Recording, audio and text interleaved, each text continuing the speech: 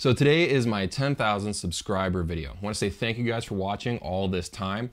I'm going to go into some Q&A stuff. I actually made like a short 1-minute video and it was just me standing in my driveway saying, what do you guys want me to talk about in this 10,000 subscriber video? Something that had nothing to do with drums got 1,500 views. That blew my mind. I remember back in the early days of the channel when a best video of mine, like something really like AAA, would get 100 views and I would go, yes, that's a win. I'm doing so good. I am very thankful for how far things have been going. I still plan on going hard with this channel and making a lot more videos. There is more to come. This isn't the plateau of the channel. I'm gonna keep moving forward. But I do want to talk about a couple of things that happened like in the very early stages of the channel. So way back when, I started this channel as soon as I bought a Roland TD30K. That was one of my questions. What was your first electronic drum set? I went big. I got a Roland TD30K. That was my first electronic drum set.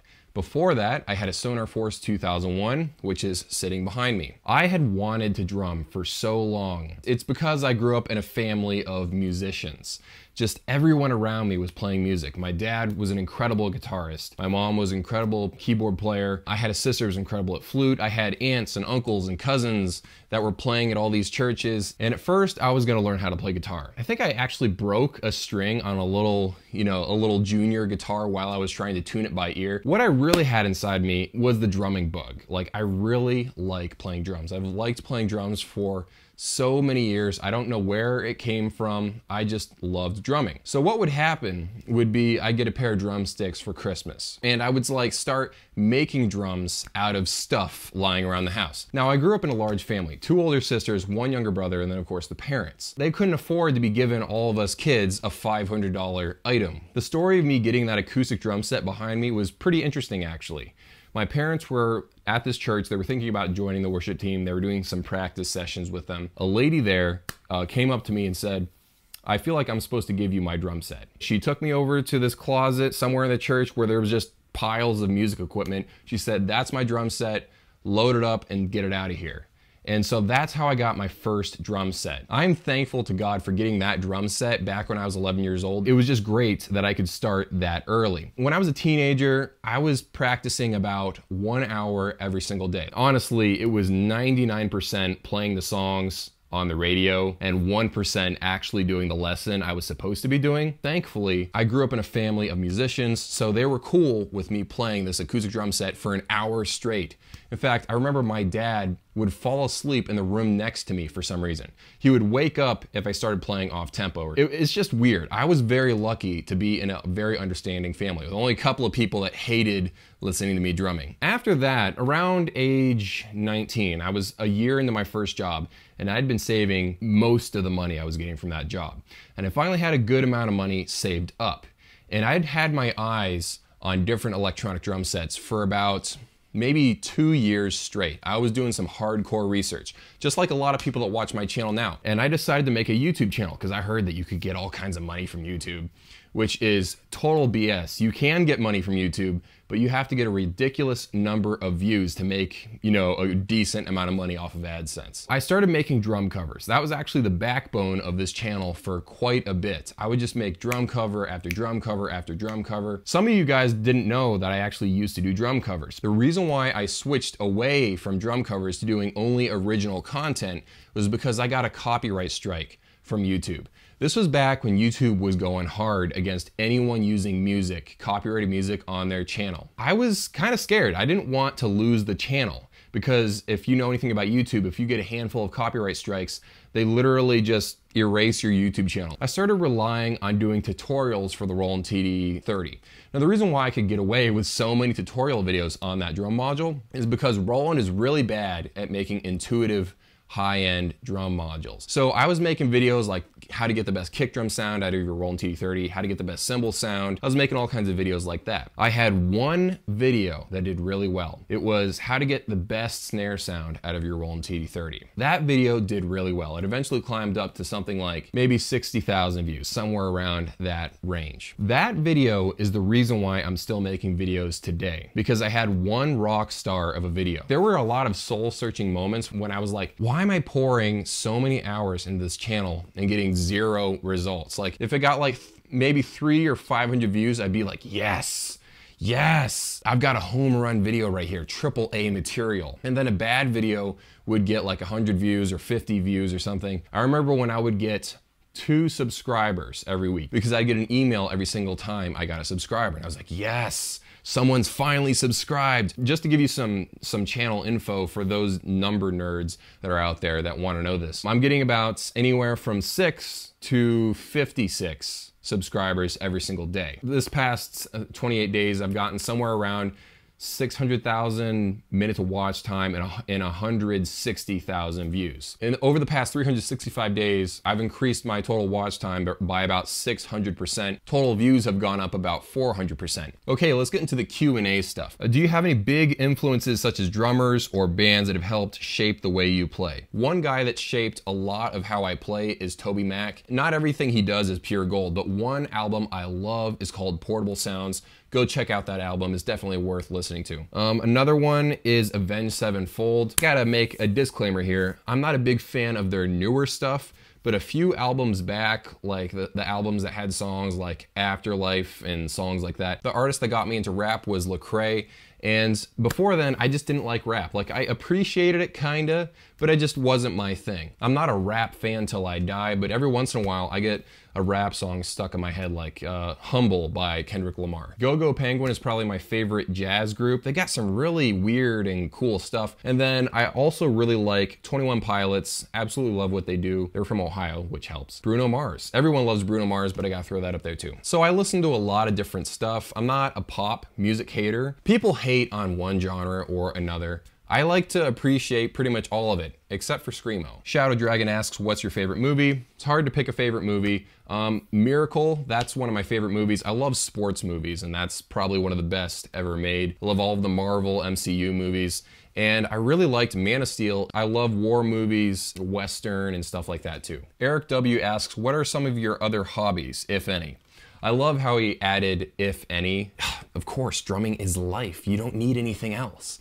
But yeah, I do have some other hobbies. I don't really have much time for them because of the enormous amount of hours I put into making this channel possible. As far as hobbies go, I absolutely love playing basketball. It helps that I'm 6'6". I don't usually watch basketball games, but I love like documentaries on, you know, Michael Jordan, Pistol Pete's, like all the greats. I love watching those. I'm a YouTube junkie, not even counting making videos. I watch so many different YouTube videos. Video games. I love Call of Duty. I know it's cool to hate on Call of Duty right now, but there are some classic Call of Duty games like Black Ops 1, Need for Speed, loved that series. I love Civilization 5. That thing is a dark, time-grabbing black hole. You can sink 10 hours in a row just playing that game, which is why it's dangerous to ever start one. Hub83 Drums asks, are you as smart in daily life as you are with drums? I'm guessing you have a job in computer science, or am I wrong? Thank you for that really kind comment. Actually, I'm a stagehand at a musical theater. We do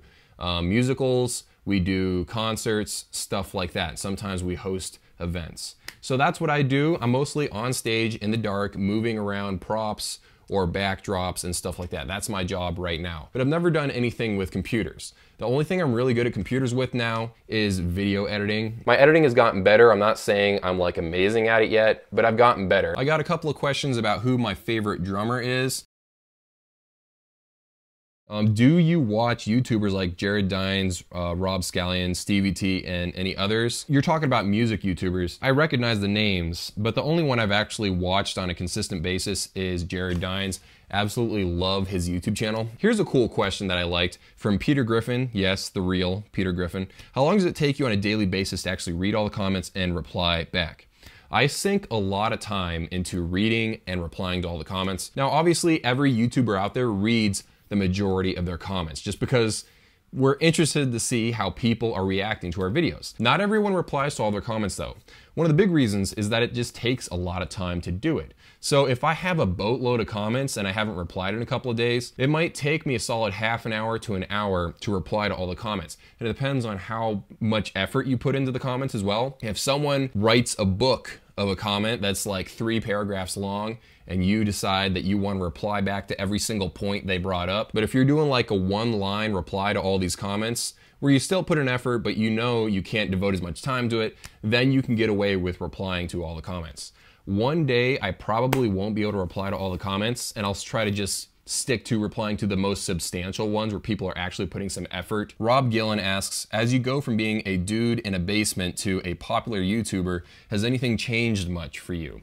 Now, the thing is, I'm not actually a popular YouTuber. Thanks for the comment, by the way. That was really nice. I've only got 10,000 subscribers right now. Now, for electronic drums, that's a lot. That's like a lot of subscribers because there's not a ton of people really interested in electronic drums yet. But as far as YouTube goes in general, 10,000 subscribers is this much. In fact, on Social Blade, I can actually look up my rank right now. I'm in 319,000th place. So there are over 250,000 people that have more subscribers than me. So I'm still this tiny little speck on the YouTube spectrum. One of the interesting things that have happened is that people recognize me in real life occasionally.